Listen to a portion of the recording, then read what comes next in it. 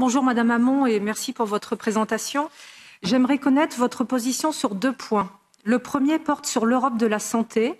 La pandémie de la Covid-19 et en particulier l'argument des menaces transfrontières va servir de levier pour faire de la santé une compétence communautaire au détriment du principe de subsidiarité. Alors, selon vous, est-ce l'Union européenne qui a failli ou les États ? Pourquoi une Europe de la santé quand des pays tiers font aussi bien, voire mieux que nous, par exemple le Royaume-Uni ou Israël ?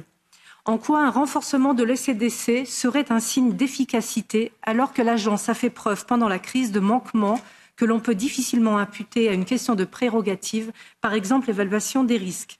Vous auriez pu d'ailleurs vous distinguer de l'OMS en recommandant la suspension de l'espace Schengen dès le début pour freiner la progression de la pandémie.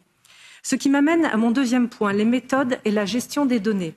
Où en êtes-vous par rapport aux critiques formulées par la médiatrice européenne sur le manque de transparence, sur le fait que certaines enquêtes au début de la crise n'ont pas été publiées et que certains échanges avec les partenaires internationaux restent opaques ? Va-t-il y avoir des changements concrets apportés au système d'alerte précoce ? Et enfin, quelles sont les évolutions à attendre sur la collecte de données et comment garantir leur protection, surtout dans un contexte de numérisation de la santé ? Je vous remercie.